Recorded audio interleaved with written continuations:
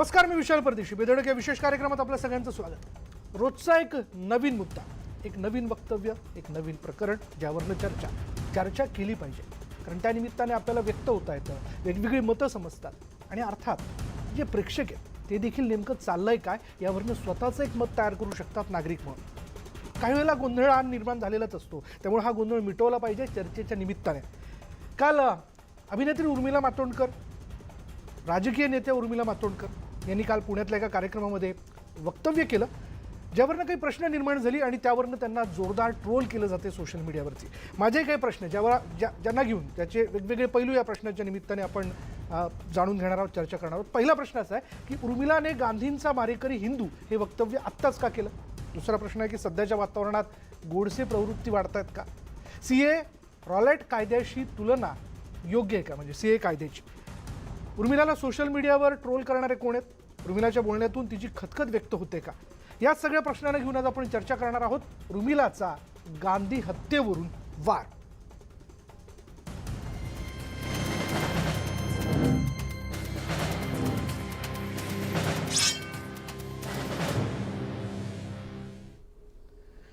नेमकं काल अभिनेत्री उर्मिला मातोंडकरने पुण्यातल्या एका कार्यक्रमात काय म्हटलं पाहूयात.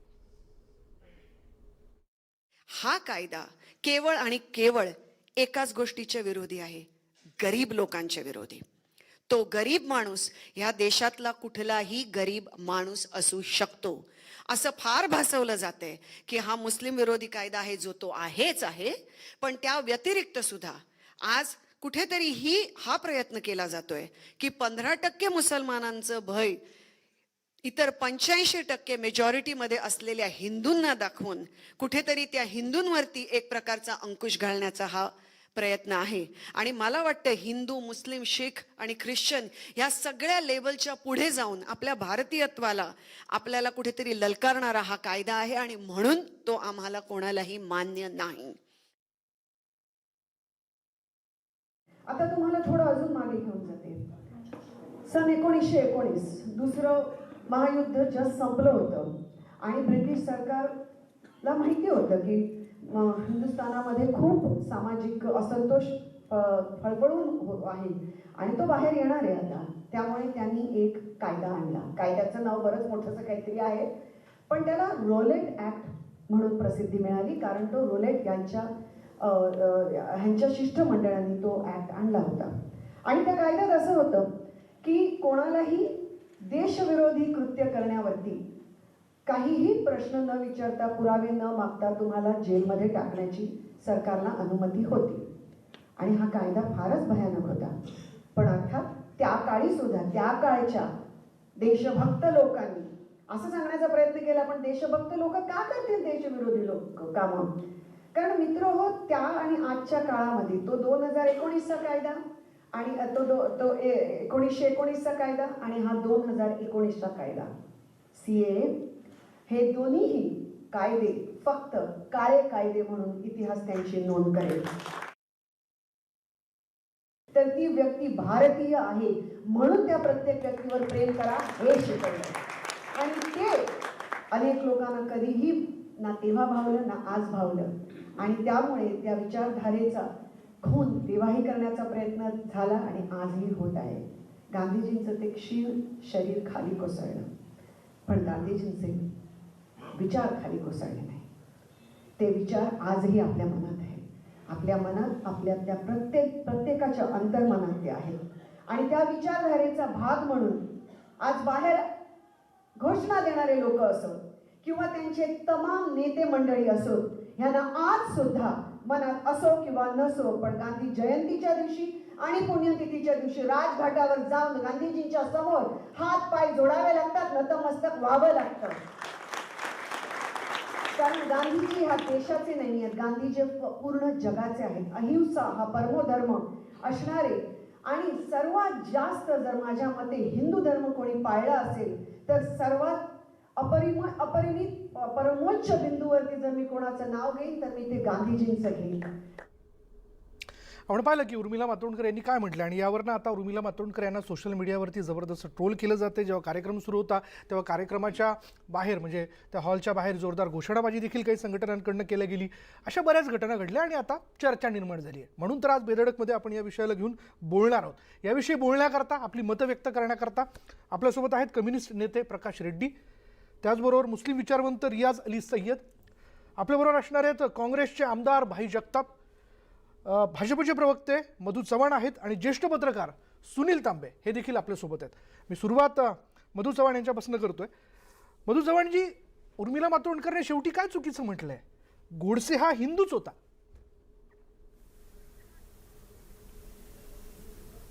मी बोलू का? बोला ना.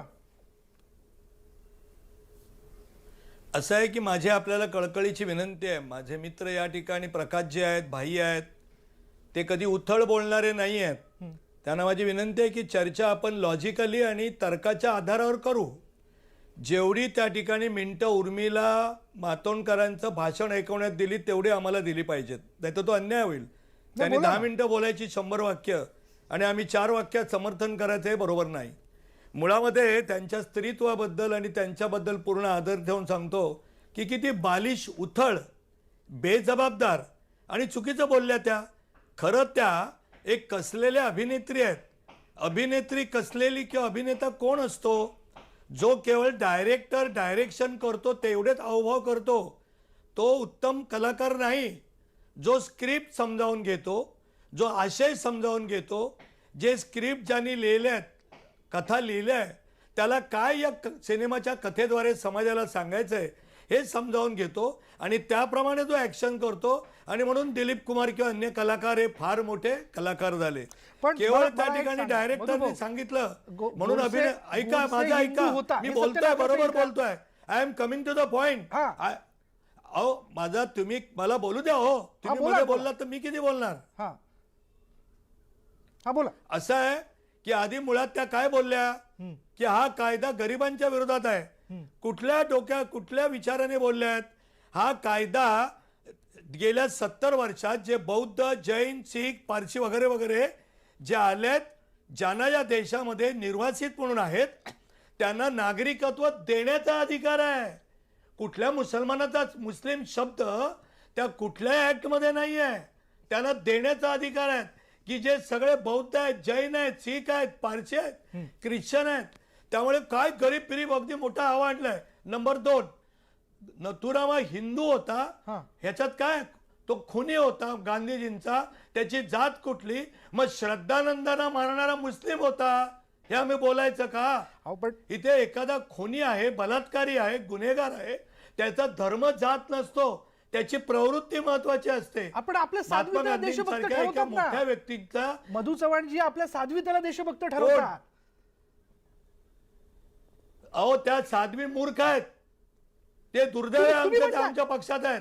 तुम्ही म्हणताय असं? दुर्दैव आहे आमचं. अहो, ऐका त्यांनी- माझं तुम्ही. अहो त्यांनी हो खासदार मी म्हणून शपथ म्हणतोय घेतलीये.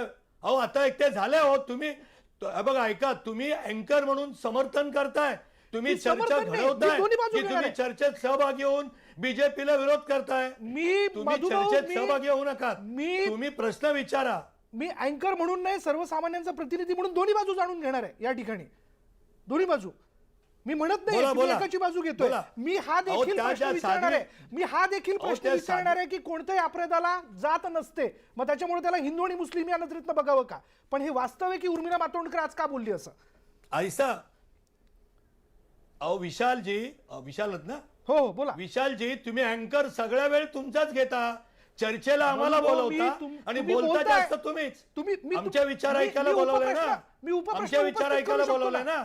मी उपप्रश्न उपस्थित करू ते शकतो ना. माझं बोलणं झाल्यावर विचारा. बरं, चला, अहो, बोला, चला. अहो मधुभाऊ, बोला. विशालजी, माझं बोला. बोलणं झाल्यावर विचारा. बोला ना, बोला ना. माझं हा, बोलणं चला. झाल्यावर विचारा ना. बोला. मध्ये 4 वाक्य बोलून तोडता. म्हणजे तुम्ही एका विचाराने प्रभावित होऊन बीजेपीला कॉर्नर करण्यासाठी छे, चर्चा छे. घडवले का? छे म्हणजे हे आता हे फारच चला बोला बोला. नाही तुम्ही फार करताय, मी नाही फार नाही करताय. मी नाही काय तुम्ही फार करताय. करते. बोला मधुभाऊ, बोला. मी नाही करताय. असं आहे विशालजी, मी तुमचा आदर ठेवून सांगतो, चर्चा घडवा. चर्चा आहे त्या ठिकाणी. कुठल्या विषयावर त्या बोलत होत्या? चला मधुभाऊ, मी कायद्याच्या काय विषयावर. म्हणतोय, उलट आता काही मिनिटं आपण या गोष्टीत वाया घालवतोय. आपण थेट मुद्द्याला हात घालू. चला त्या किती बोलल्यात? अहो हिंदू आहे बोलायचं कारण काय आज? त्यांच्या पतीने सांगितलं का त्यांना की तो हिंदू आहे बोल म्हणून? माझ्या बोलण्याचा अर्थ समजून द्या काय तो. नाही आपण वा रे वा, कायदा काय अतिशय खोटा प्रचार चाललेला आहे. मुसलमानांच्या विरोधात हा कायदा आहे का विशाल? हा मुस्लिमांच्या विरोधात आहे.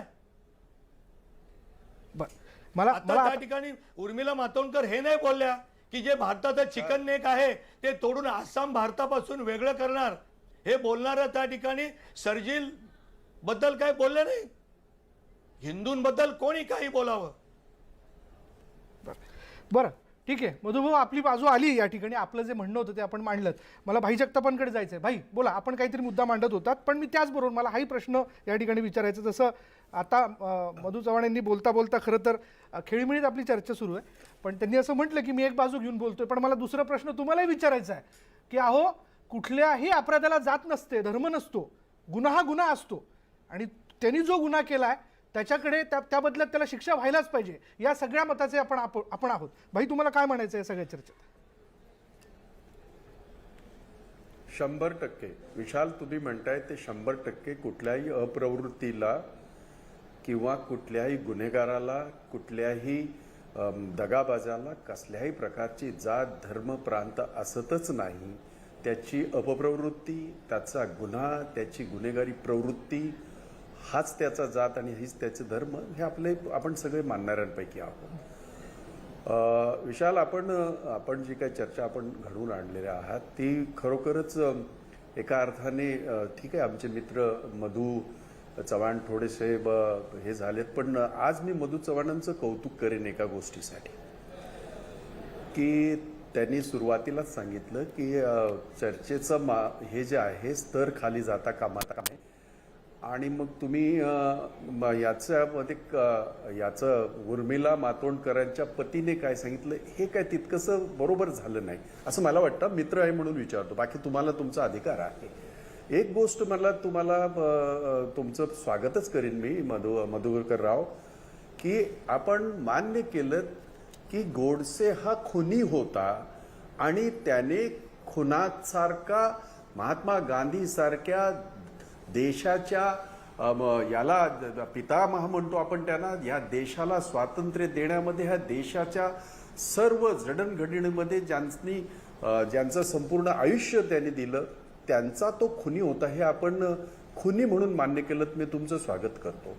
त्याबरोबर आपण एक गोष्ट आणखीन मान्य केली ती अशी की नुसतं निवडून आलं लोकांच्या जीवावर म्हणून खासदार त्या झाल्या हे खरं आहे. खासदार आहेत, त्यांचा तो एक दर्जा आहे, परंतु त्यांच्या बाबतीमध्ये सुद्धा आपण जे काही खरं बोललात त्याबद्दल तुमचं मी स्वागत करतो. आता राहिली गोष्ट उर्मिला मातोंडकरांची. उर्मिला मातोंडकर ह्या वैयक्तिक काय म्हणतात आहेत काय नाही तो हा त्यांचा वैयक्तिक प्रश्न झाला, कारण या बाबतीमध्ये प्रत्येक जण बोलत आहे. पण एक गोष्ट आपण चुकीची बोलत आहात मधुकर राव, ती अशी, त्या अशा म्हणाल्या नाहीत की हा मुस्लिमांच्या विरोधात आहे कायदा. त्या अशा म्हणाल्या त्या हा भारतीयांच्या विरोधात आहे. आणि आम्ही सातत्याने हेच सांगतो आहोत की हा भारतीयांच्या विरोधामध्ये कायदा आहे. तुम्हाला तो मुस्लिम हा मुसलमान समाजावर किंवा मुसलमान धर्मावर घेऊन जायचा आहे. वारंवार तुम्ही ते जे म्हणत असता, ज्याचा आम्ही नेहमीच सांगितलेलं आहे की 15-16% मुसलमानांपुरतं मर्यादित नाही, तर या देशाच्या 132 कोटी जनता जी आहे त्याच्यातला दलित असेल, त्याच्यातला मागासवर्गीय असेल, त्याच्यातला आमचा हा असेल आदिवासी असेल, त्याच्यामध्ये रस्त्यावर राहणारा तो माझा मुंबईतल्या 5 लाख लोक मुंबईत रस्त्यावर राहतात हे सगळे नागरिक असतील.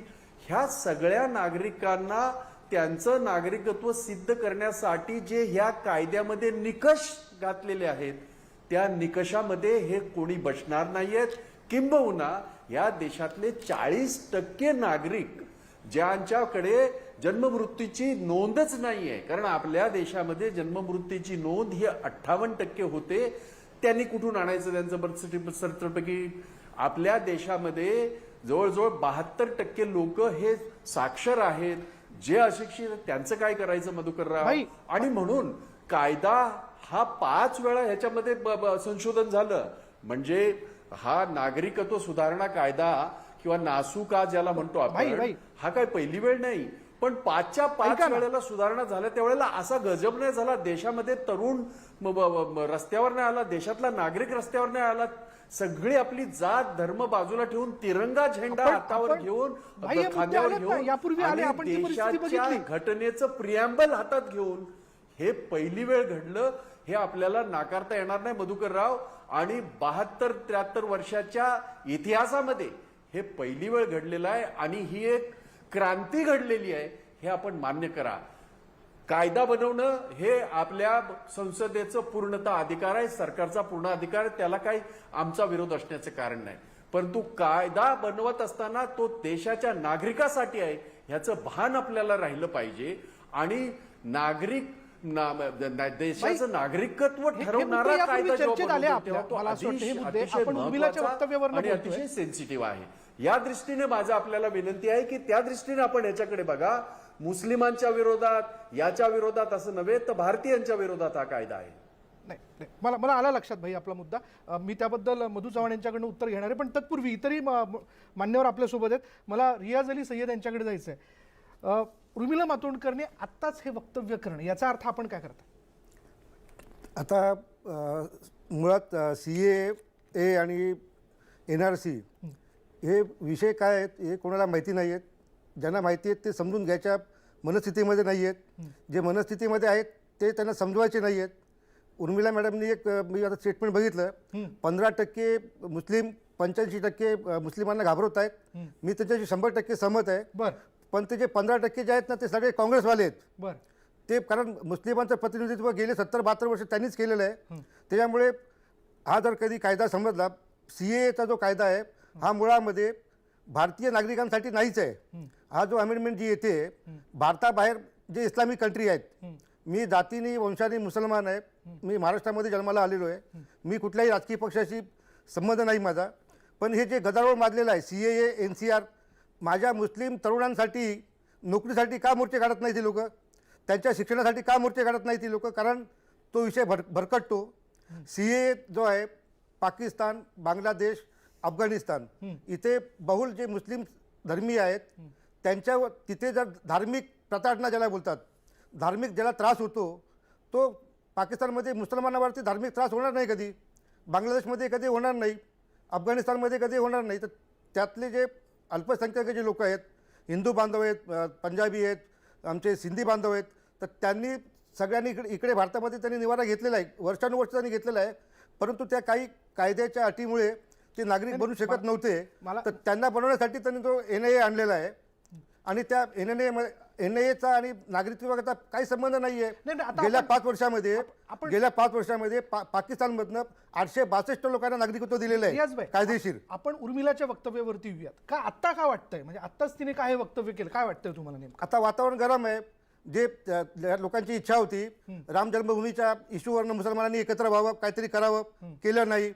नंतर मग आता दुसरं ते 370 कलम, 35A कलम काश्मीरमध्ये इश्यू झाला, लोक पेटली नाहीत.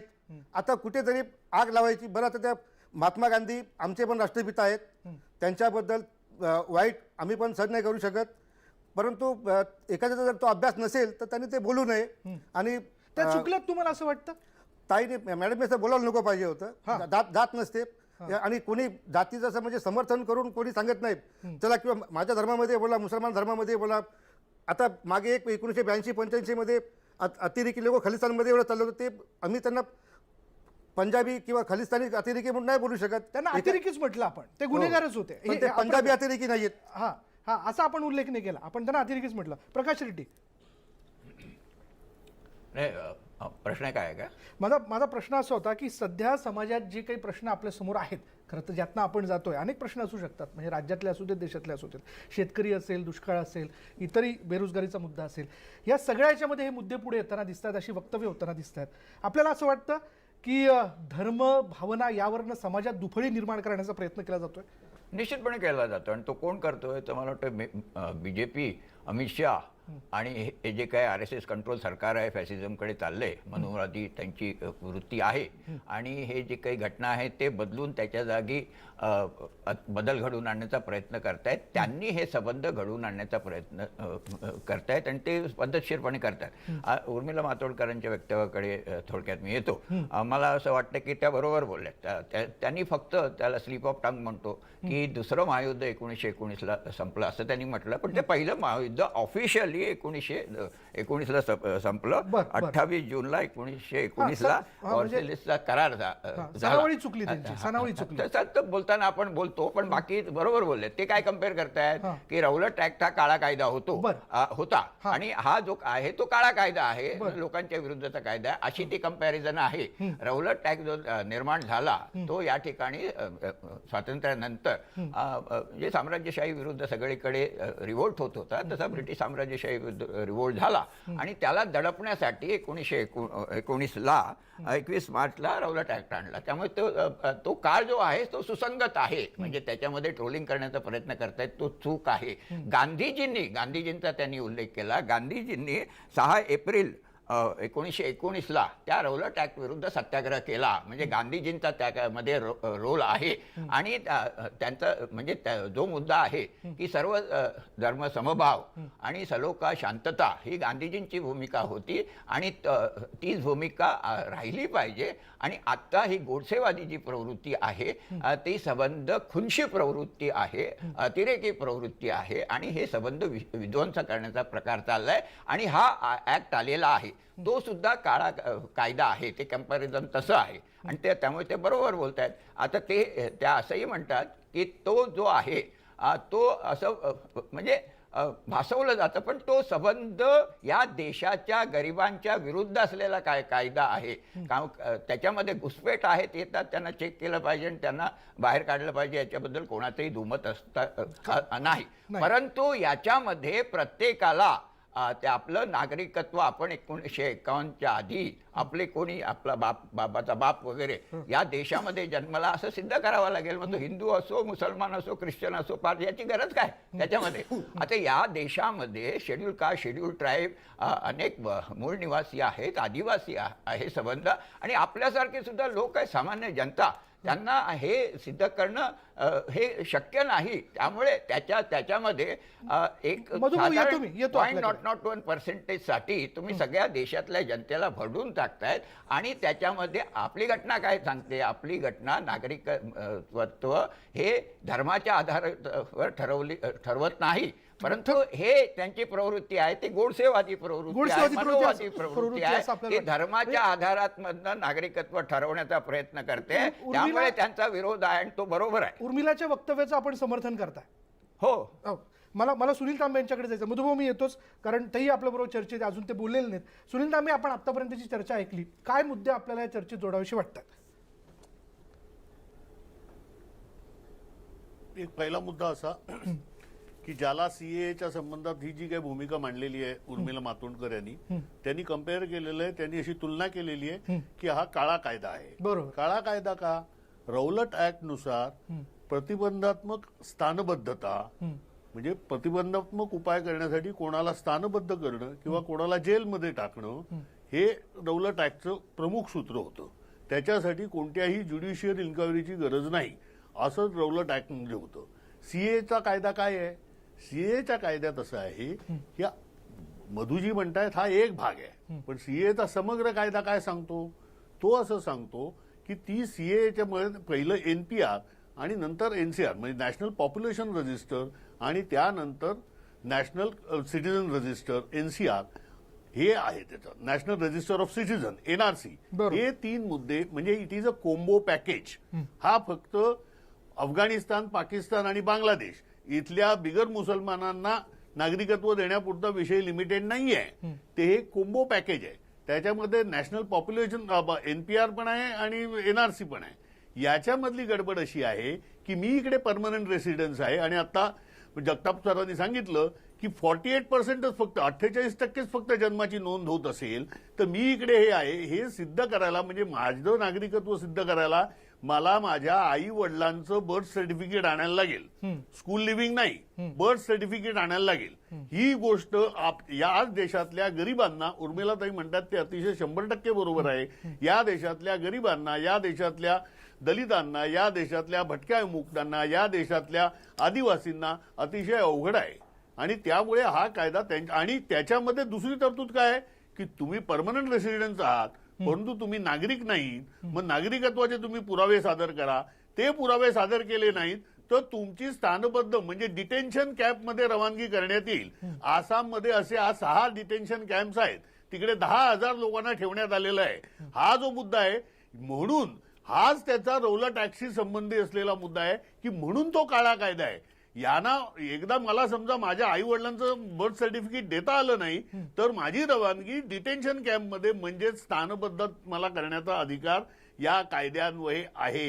ही त्यातली, म्हणून त्याचा काळा कायद्याशी त्याची तुलना ही जी उर्मिला मातोंडकर यांनी केलेली आहे ती 100% बरोबर आहे. त्याच्या उर्मिला मातोंडकर यांच्या वक्तव्यातला जो कोणता एक ज्याला आपण म्हणतो स्लिप ऑफ टंग हा मुद्दा प्रकाश रेड्डी यांनी सांगितला, तो वगळता मला त्याच्यात काही गैर वाटत नाही.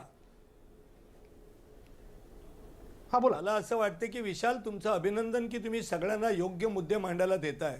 तांबे साहेब, आपल्याबद्दल पत्रकार म्हणून अतिशय आदर आहे, पण प्रकाशजी, तांबे साहेब आणि माझे मित्र जगताप साहेब, मला अतिशय दुःखाने असं म्हणावं लागतं की तुम्ही किती चुकीचं, खोटं आणि देशातल्या जनतेची दिशाभूल करताय तुम्ही तिघेही. हे तुमच्याबद्दल आदर ठेवून सांगतो, तुमचं सगळ्यांचं शांतपणे ऐकलंय. हा सिटीजन अमेंडमेंट ऍक्ट मध्ये काय आहे ते तुम्ही सगळ्यांनी आता सांगितलंय. हा भारताच्या जनतेच्या विरुद्ध काय आहे की जे लोक बौद्ध, जैन, ख्रिश्चन हे सगळे भारतात आले आहेत आणि 31 डिसेंबर 2014 पूर्वी देशात राहतात, त्यांना नागरिकत्व देण्याचा अधिकार आहे. त्याचा नॅशनल रजिस्ट्रेशन ऑफ सिटिझनशिपशी काही संबंध नाही, एनसीआरशी काही संबंध नाही. आपण त्या कायद्यावर, माझी विनंती आहे विशालजी, 2 तास आपण त्याच्यावर कधीतरी चर्चा घडवा. त्यामुळे इथे हा देण्याचा अधिकार आहे जो चर्चेनंतर घडवा, ती चर्चेनंतर घडवा. परंतु आपल्या देशाचे गृहमंत्री अमित शहा यांनी संसदेमध्ये हा कायदा मांडताना कसं सांगितलं की नॅशनल रजिस्टर ऑफ सिटिझन ही आम्ही इम्प्लिमेंट करणार आहोत. हे आश्वासन आपल्या देशाच्या गृहमंत्र्यांनी दिले, या कायद्याची दुरुस्ती मांडताना दिली. तुम्ही तेवढी सभ्यता दाखवा तांबे, तुम्ही तेवढी सभ्यता दाखवा. तुमच्यामध्ये मी बोललो नाही. क्रोनॉलॉजी समजी, क्रोनॉलॉजी काय आहे आपल्याला एनसीआर आणि एनसीआर आणायची आहे, त्यामुळे ती क्रोनॉलॉजी आहे, पॅकेज आहे. हे फक्त त्यांना नागरिकत्व देण्याचा प्रश्न नाही. आम्हाला चर्चेत बोलवू नका प्लीज. तुम्ही मला चर्चेत बोलू द्या. तुमच्या तिघांच्या मध्ये मी बोललो नाही. तुम्ही जे बोलत होतात बरोबर चुकीचं सगळं शांतपणे ऐकलं. तुम्ही तेवढं जरी पेशन्स ठेवा ना, एवढे उतावळे होऊ नका. ऐका ना, माझी कळकळीची विनंती आहे. त्यामुळे सिटिझनशिप अमेंडमेंट ऍक्ट हा त्या ठिकाणी लोकांना अधिकार देण्याचा आहे.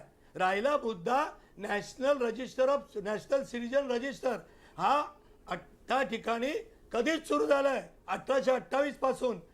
2010ला जे पहिलं जे बुक तयार केलं की या देशात नागरिक किती आहेत, त्यांचं पहिलं नाव श्रीमती प्रतिभा पाटील आणि दुसरं नाव पी चिदंबरमचं त्या यादीत आहे. तांबे साहेब, तुम्ही मला भेटला, चहाला भेटू, आम्ही तुम्हाला पुस्तक द्यायला तयार आहे भारतातल्या सगळ्या लोकांचं.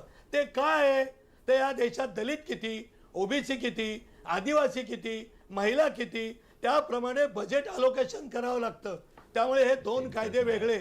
राहिला मुद्दा एनसीआर, नॅशनल सिटिझनशिप रजिस्टर, बरोबर आहे. 1985 दोन वाक्य बोलतो मग ऐका. 2 वाक्य बोलतो प्लीज, मला तोडू नका, कळकळीची विनंती. 2 वाक्य बोलतो. माझं असं आहे, तर 1985 साली श्री स्वर्गीय राजीव गांधींच्या बरोबर त्या ठिकाणी आसाम गण परिषद आणि ऑल आसाम स्टुडंट्स युनियन यांच्यात करार झाला की 1971च्या युद्धात जे मुस्लिम बंधू आसाममध्ये घुसले होते त्याच्यामुळे आमच्या संस्कृतीवर घाला घालतात, फार मोठं आंदोलन झालं. तो करार पाळला गेला नाही. त्यामुळे आसाममधले काही लोक माननीय सुप्रीम कोर्टात गेले आणि सुप्रीम कोर्टाने आदेश दिलेला आहे की तुम्ही त्या ठिकाणी त्या कराराची अंमलबजावणी करा. त्याच्यामध्ये तुम्ही म्हणता तसं आहे, हे बरोबर आहे की तुम्ही भारतात राहता का, पुरावे काय, जन्म कुठे गेला? Let's put the facts पंतप्रधानांनी straight. सांगितलं Let's put the की facts NCR straight. हा आपण एकदा भारतभर वस्तुस्थिती लागू नीट नाही. मांडूया, मतं बाजूला ठेवू. नाही. आसाममध्ये मधुजी 19 लाखांपैकी वस्तुस्थिती 15 लाख मतं हिंदू आहेत. मतं वेगळी. आसाममध्ये जे हे झालं त्याच्यामध्ये 19 लाखापैकी 15 लाख हिंदू नाही आहेत. नाही आपण प्रकाश प्लीज त्याच्यामध्ये. प्लीज नाही इथे आपण हे हे fact करतोय. आहे. मधुजी मी आता बोलू का? हा मधुजी मी बोलू का? एक करूयात ना आपण, एक करूयात सुनील तांबेजी, एक करूया. एक ब्रेक घेऊ. ब्रेक मधुजी मी बोलू का आता जरा? नाही एक ब्रेक घेऊ ना. ब्रेक नंतर मला असं वाटतं आपण सगळेच हो, या बोला, मधुजींच्या बोलण्यावरती आपलं मत मांडा. आणि हा मधुजी मला सांगायचं थोडंसं, आपण सुनील तांबेंना चहा करता आमंत्रण दिलं. मी देखील चर्चेच्या व्यतिरिक्त एकदा चहा करता तुमच्याकडे येईल.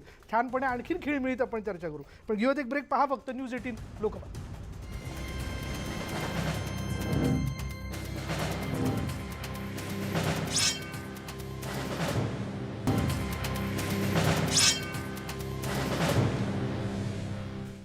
आणि बेधडकमध्ये ब्रेक नंतर पुन्हा एकदा आपलं सगळ्यांचं स्वागत. आपण चर्चा करतोय उर्मिला मातोंडकर यांनी केलेल्या वक्तव्याबद्दलची. त्यांचं एक वक्तव्य असं होतं की गांधीजींचा मारेकरी हा हिंदूच, असं त्यांनी म्हटलं. आणि त्याचबरोबर त्यांनी असं म्हटलं, CAA कायद्याची त्यांनी रोलेट कायद्याशी तुलना केली. मला यात आणखीन एक मुद्दा, म्हणजे आपण ब्रेकपूर्वीची चर्चा तर आपण पुढे कंटिन्यू करूच, पण एक मुद्दा मला असा मांडायचा आहे किंवा प्रश्न आहे तो माझा, की सोशल मीडियावरती उर्मिला मातोंडकर यांना जे ट्रोल केलं जात आहे ते ट्रोल करणारे नेमके कोण आहेत? भाई आपण काय म्हणाले यावरती? नाही विशाल, मी त्याच्यावर येईनच. थोडंसं मधुकर रावांना मी एवढंच सांगू इच्छितो, आणि आम्ही कुणाची दिशाभूल करण्याचं काहीच कारण नाही. आपण जे वारंवार सांगण्याचा, खोटं सांगण्याचा जो प्रयत्न करत आहात, कृपया करू नका. त्याचं कारण असं आहे की होय, देशाचे गृहमंत्री असं कमरेवर हात ठेवून देशाच्या पवित्र संसदेमध्ये हातवारे करून त्यांनी सगळ्यांना सांगितलं, NRC आएगी, NRC हम लाएंगे. हे माझे शब्द नाहीत, हे त्यांचे शब्द आहेत. त्यामुळे CAA, NRC आणि NPR हे सगळं कोंबो आहे. हे जे तांबे म्हणाले ते योग्य आहे आणि ते तसंच आहे. फक्त ते छुपं ठेवून तुम्हाला जेव्हा अंगावर आलं त्यावेळेला तुम्ही त्याच्यातनं थोडंसं बॅकफुटवर गेलात, पण तुमचं उद्दिष्ट तेच आहे. दुसरी महत्वाची गोष्ट मधुकर रावजी, याच्यामध्ये नागरिकत्व सुधारणा कायदा आहे हा पहिली वेळ झालेला नाही. याच्यापूर्वी सुद्धा जेव्हा 5 वेळा बदल झाले, नाही ना आले लोक रस्त्यावर. मग आता येण्याचं कारण काय? तर त्याला कारण परत एकदा त्या ठिकाणी जेव्हा तांबे आणखीन रेड्डी म्हणाले तसं, आपल्या देशाची घटना ही धर्मनिरपेक्ष आहे. धर्माचा उल्लेख तिथे होत नाही.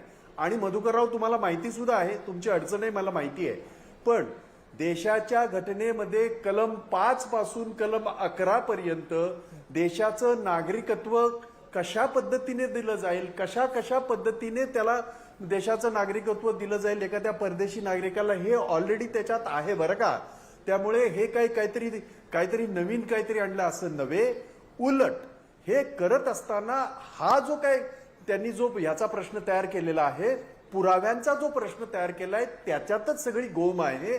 आणि तिथे सगळ्या नागरिकांचं, आणि त्याच्यासाठी आमचं म्हणणं आहे की हा कायदा देशाच्या नागरिकांच्या विरोधामध्ये आहे. आणि तो आम्ही ठामपणे ह्यासाठी सांगत आहोत, कारण तशा पद्धतीची ह्या सरकारने तयारी केली आहे. आता असं आहे, आपल्या राज्यामध्ये, आपल्या देशामध्ये 132 कोटी जनतेपैकी 123 कोटी जनतेचे आधार कार्ड आहे.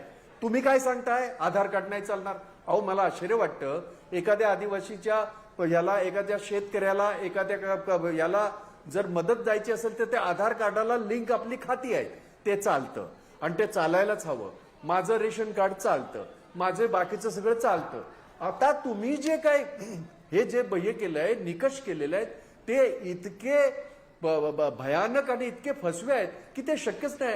आजही 73 वर्ष आपल्याला स्वातंत्र्य मिळून सुद्धा आजही गावखेड्यामध्ये एखादी महिला प्रसूत झाली तर तिची नोंद नाही होतो. आणि म्हणून तुमच्या ह्या सगळ्या जे तुमचं उद्दिष्ट आहे त्याच्यावर शंका आहे. बाई, विशाल, मुद्दा आता लक्षात आला. शेवटचं तुम्ही जे माझा हे प्रश्न. केलं ते हे जे ट्रोल करणारे आहेत ना, हे ट्रोल करणारे जे आहेत ना, देशविरोधी ट्रोल काय करणाऱ्यांचं कसं आहे, त्यांना तो एक व्यवसायच दिलेला आहे. बर पण कोण करतंय? हे त्यांना troll तो कोण करतंय? व्यवसायच दिलेला आहे. आणि हे काही जे भक्त आहेत ना, हे भक्त जणांना ट्रोल करू द्या. फक्त यांच्या बाबतीमध्ये आपल्या उर्मिला मातोंडकरांबाबतीमध्ये एक गोष्ट मात्र ठामपणे सांगतो, त्यांचे वडील हे चळवळीतले आहेत. ते आमच्या ट्रेड युनियन चळवळीमधले त्यांचे वडील आहेत आणि अतिशय उच्च विचाराचे ते घराणं आहे. त्यामुळे त्यांच्या एखाद्या वक्तव्याचा असा गैरअर्थ घेऊन जर कोण काय त्यांना ट्रोल करत असेल तर त्यांची जी काही आज त्यांची जी अकलेचे दिवे जे ते पाजळतात आहेत त्यांना पाजळू द्या. त्यांना ती मोकळीक आहे, कारण आमच्या देशाच्या भाई, घटनेत स्पष्ट त्यांना ती सांगा ना, मोकळीक कोण दिली. आहेत? हे troll करणारे परंतु कोण आहेत? तुम्ही ट्रोल केलं म्हणून हा विचार मागे जात नाही. हा विचार गांधीजींचा विचार आणि ह्या नागरिकत्वाचा विचार हा देशाच्या नागरिकाला पडलेला फार मोठा प्रश्न आहे. याचं भान राहू द्या आपल्याला. प्रकाश रेड्डी, कोण करते ट्रोल? नाही, इथे एक स्पष्ट आहे. पहिल्यांदा एक सांगतो की त्या जे बोलतायत ते बरोबर त्या बोलल्यात. फक्त स्लिप ऑफ टंग आहे. दुसरं महायुद्ध ते झालं, त्याच्यावर बोललो आपण. हा एक गोष्ट आहे. ट्रोल कोण करतायत आता या संबंध देशामध्ये ट्रोल धाड कोण करते हे उघड फॅक्ट आहे. आणि त्यांची नावं पंतप्रधान मोदींना दिलेले आहेत आणि पंतप्रधान मोदी त्यांचे फॉलोअर्स आहेत. मी तुम्हाला उदाहरण देतो की व्हॉट्सअप युनिव्हर्सिटी आणि ट्रोल करणारे किती चुकीचा इतिहास सांगतात हे तुम्ही पाहिलं असेल. पहिल्यांदा काय आलं, भगत सिंह राजगुरू सुखदेव उनको 14 फेब्रुवारी को फाशी दिया गया हे आलं होतं. आता तो व्हॅलेंटाईन डे होता म्हणून त्याचा काउंटर करायला ते आणलं. पण ती फॅक्ट आहे की 23 मार्च हे या दिवशी प्रकाश रेड्डी, मी थोडं थांबवतो. एक ब्रेकिंग न्यूज आपल्याकडे येते. आपल्याकडे ब्रेकिंग न्यूज येते. निर्भयाच्या दोषींच्या फाशीची तारीख जी आहे ती पुढे ढकलण्यात आली आहे. निर्भयाच्या दोषींना उद्या फाशी दिली जाणार नाहीये. पुन्हा एकदा दुसऱ्यांदा आपण बघतोय त्यांची फाशी जी ती टळलेली आहे. आणि यावरनं निर्भयाच्या दोषींना उद्या फाशी दिल्या जाणार नाहीये. नवी दिल्लीतील पटियाला कोर्टाने हा निर्णय देऊ केलाय. आता या क्षणाची ब्रेकिंग न्यूज आपण बघतोय. बेधडकमध्ये आपण चर्चा करतोय, पण त्या चर्चेत एक महत्त्वाची बातमी आपल्यासमोर येताना दिसते, ती म्हणजे निर्भयाच्या दोषीच्या फाशींची तारीख जी आहे ती पुढे ढकलण्यात आली आहे. आता उद्याही खरं तर उद्याची तारीख निश्चित करण्यात आलेली होती, पण आता ती तारीख देखील त्यांची टळलेली आहे. उद्या त्यांना फाशी दिल्या जाणार नाही. नवी दिल्लीतील पटियाला कोर्टाने हा निर्णय दिला. हा निर्णय देत असताना त्यांनी नेमकं काय म्हटलं हे काय कळू शकले नाही. यापूर्वी आपण पाहिलं होतं की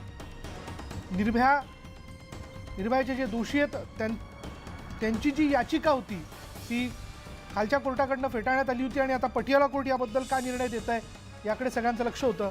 प्रशांत लीला रामदास आपल्याबरोबर आहेत. प्रशांत, पटियाला कोर्टाने याबद्दलचा निर्णय देत असताना काय म्हटलंय?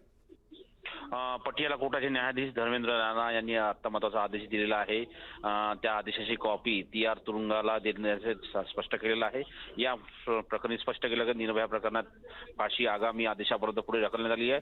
फाशी केव्हा द्यायची यासाठी अनिश्चित काळासाठी पुढे ढकलण्यात आली आहे. हा अत्यंत महत्वाचा आदेश आहे, कारण की ज्या पद्धतीने उद्या 1 फेब्रुवारीला या चारही आरोपींना, निर्भया प्रकरणातील चारही आरोपींना फाशी होईल अशा प्रकारचा आदेश देण्यात आला होता.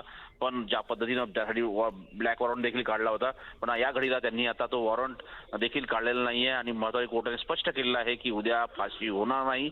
या घडीची सगळ्यात मोठी बातमी आहे. स्टुडिओ. धन्यवाद प्रशांत या सगळ्या माहितीबद्दल. तर निर्भयाच्या दोषींच्या फाशीची तारीख जी आहे ती पुढे ढकलल्या गेलेली आहे. उद्या त्यांना फाशी दिल्या जाणार नाहीये.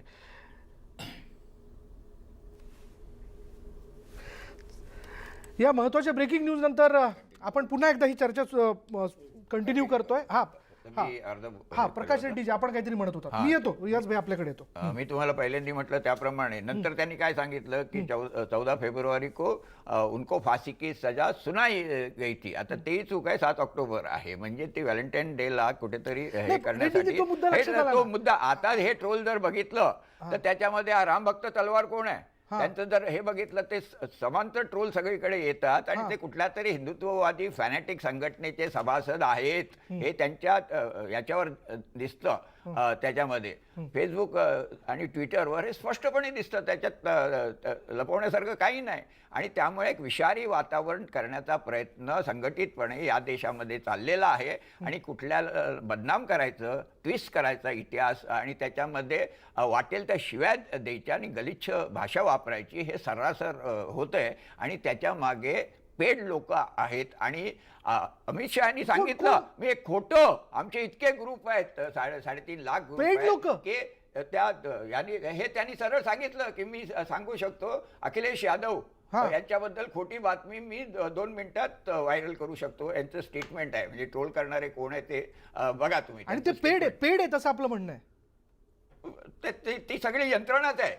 यंत्रणाच आहे. यंत्रणा आहे, वरून बांधली गेलेली. आणि मोदी त्यांचे फॉलोअर आहेत. हा नाही आणखी रियाज भाई, हा थोडक्यात ब्रेक घ्यायचा आपल्याला. आपल्या देशाला स्वतंत्र मिळून आज 72 वर्ष झाली.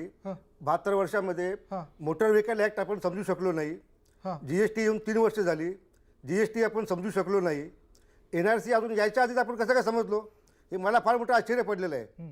मुळामध्ये NRC हे माननीय सर्वोच्च न्यायालयाने दिलेल्या आदेशानुसार आसाममध्ये फक्त आसामपुरता ते लागू केलं गेलं होतं. ते आसाममध्ये लागू करत असताना मला या गोष्टीसाठी हसायला येतं.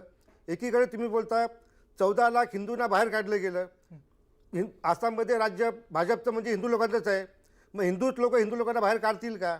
बरं, त्यात काही ज्या त्रुटी आहेत त्या त्रुटी दूर करून तो NRC कायदा लोकसभेमध्ये अजून यायचा आहे. त्याच्यावरती चर्चा व्हायची आहे.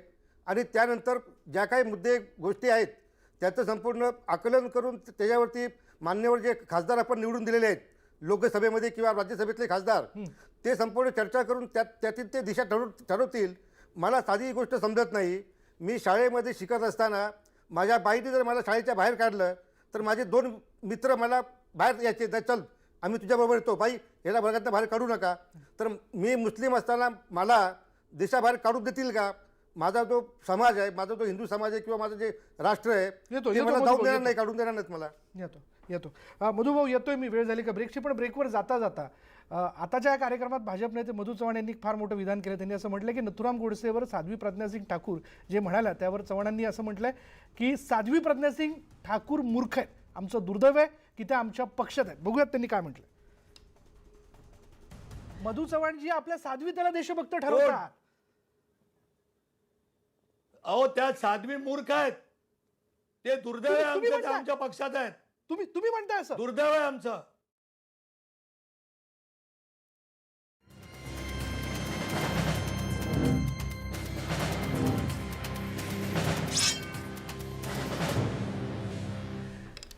ब्रेकनंतर पुन्हा एकदा आपण चर्चा करतोय ती उर्मिला मातोंडकर यांच्या वक्तव्याबद्दलची. त्यावरती आपण प्रतिक्रिया जाणून घेतोय. अर्थात आत्ताच्या या सेगमेंटमध्ये मी थोडा सगळ्यांना वेळ देणार आहे, पण आता खास करून ब्रेकपूर्वी जी मंडळी बोलायची राहिलेली आहेत त्यामध्ये मधुभाऊ आहेत, भाई जगताप आहेत आणि सुनील तांबे आहेत. मधुभाऊ,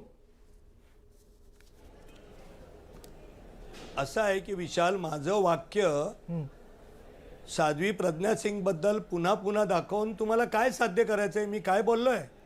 त्यांनी जे गांधीजींच्या खुनी व्यक्तींबद्दल उद्गार काढल्यावर या देशाच्या पंतप्रधानांनी जाहीर केलं होतं की मी त्यांना कधी माफ करणार नाही. त्यांना संरक्षण समितीतून काढण्यात आलं. दुर्दैव असतं, यांच्याकडे दिग्विजय सिंग नाही आहेत का? काही लोक असतात असे पक्षाला अडचणीत आणणारे.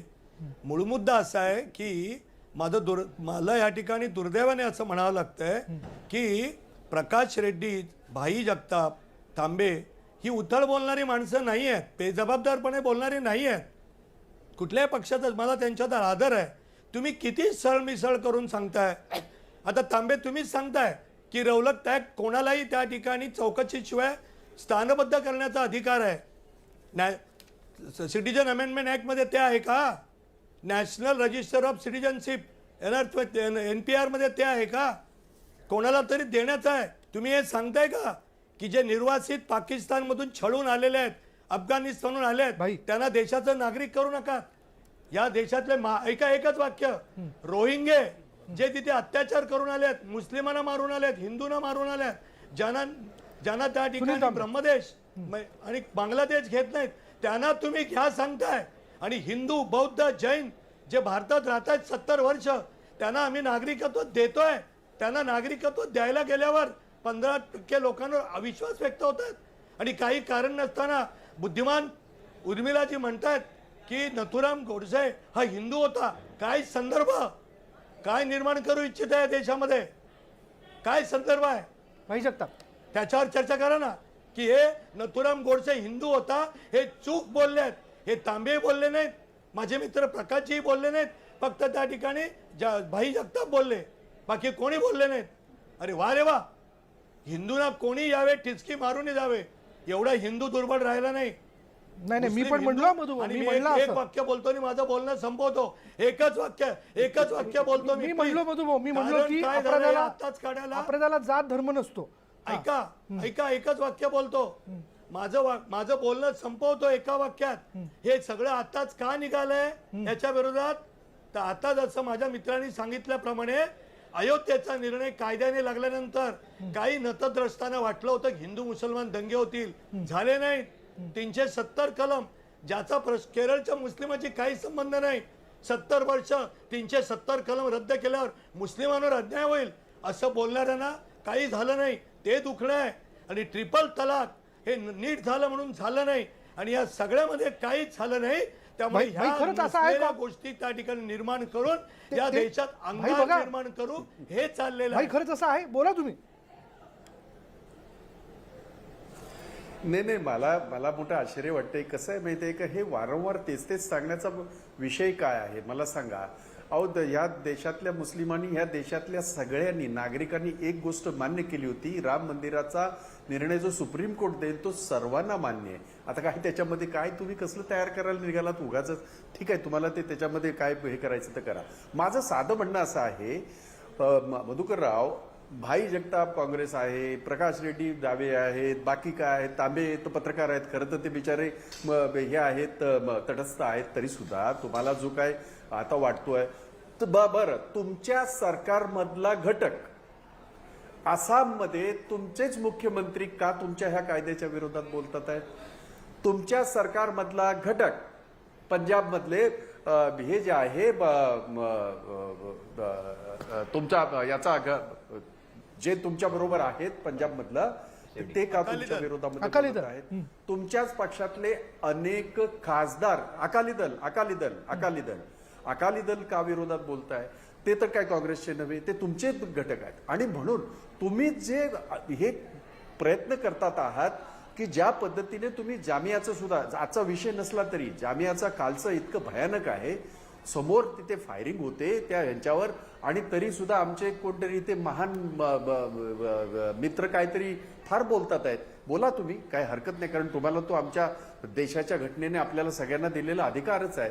परंतु भान एका गोष्टीचं मात्र नक्की ठेवा, ह्या देशाची चौकट, घटनेची चौकट हलवण्याचा, वारंवार गदा हलवण्याचा, बदलण्याचा कारस्थान जे चाललेलं आहे त्याला बळी पडू नका, ही माझी आपल्याला प्रेमाची सूचना आहे.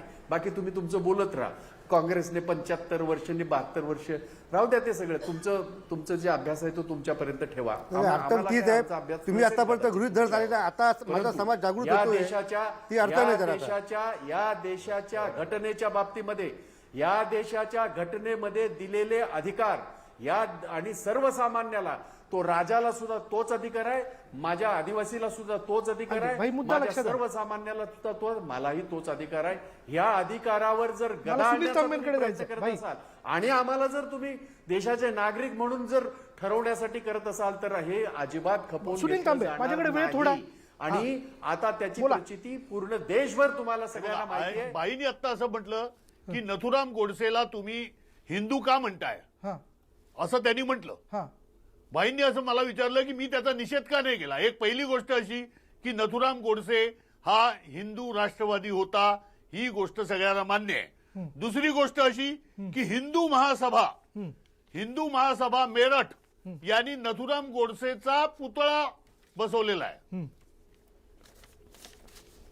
नथुराम, आता त्या भाईंनी हिंदू महासभेला जाऊन सांगावं ना की नथुराम हा गुन्हेगार आहे, त्याचा पुतळा बसू नका. भाई मला का धमकी देत आहेत, हिंदू असं काही ऐकणार नाहीत म्हणून?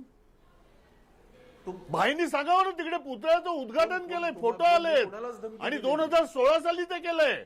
2014 साली पहिल्यांदा वाजपेयी सरकार, म्हणजे मोदींचं सरकार आलं, भाजपचं पूर्ण बहुमताने, आणि त्यानंतर 2016ला मेरठमध्ये हिंदू महासभेने दत्तूराम गोडसेच्या पुतळ्याचं अनावरण केलं. भाईना असं म्हणायचं असेल तो हिंदू नाहीये तर त्यांनी मेरठला जाऊन सांगावं ना हिंदू महासभेला, अरे तो साधा गुन्हेगार आहे, तो एक खुनी आहे. असं नसतं भाई. जेव्हा हिजबुल मुजाहिदीन आणि लष्कर ए तैयबा हे आपण इस्लामी अतिरेकी म्हणतो, खालिस्तानी अतिरेकी खालिस्तानी अतिरेकी म्हणतो, आणि तसंच हा जो नथुराम गोडसे हा हिंदू अतिरेकी होता हे मी सांगत नाहीये. हिंदू महासभावाले त्याचं कौतुक करताय, त्याच्याबद्दल बोला, मेरठला जाऊन सांगा काय ते. दुसरा मुद्दा आता हा जो आहे याचा नागरिकत्व कायद्याचा, सुधारित नागरिकत्व कायद्याचे 3 भाग आहेत हे मी सांगितलं, आणि हे मी सांगितलेलं नाही तर केंद्रीय गृहमंत्री अमित शहा यांनी सांगितलेलं आहे. सच्चर कमिटीबद्दल बोला जरा भाई जगतापजी. यांनी सांगितलेलं आहे की त्याच्यामध्ये लोकसंख्या नोंदणी आहे. सच्चर कमिटीचा बघा जरा आता, सच्चर कमिटीचा राज्यामध्ये तुम्ही आला होता, गरिबांच्या सच्चर कमिटी विरोधात बघा. काय आहे एका वाक्यात सांगतो. आसाममध्ये एनआरसी जी झाली, आसामची लोकसंख्या साधारणपणे 3.25 ते 3.5 कोटी आहे. त्याच्यामध्ये जी एनआरसी झाली त्याला खर्च आला 1200 कोटी रुपये. आता पर माणूस समजा खर्च काढला तो काहीतरी 560 वगैरे येतो. भारताची लोकसंख्या 130 कोटी आहे, त्याला गुणिले किती होईल खर्च तो बघा. आपल्याकडे बँका बुडतायत, बँकांचे कर्ज थकत चाललेली आहेत, त्या बँका चालवण्यासाठी सरकारला त्याच्यामध्ये पैसे ओतायला लागत आहेत.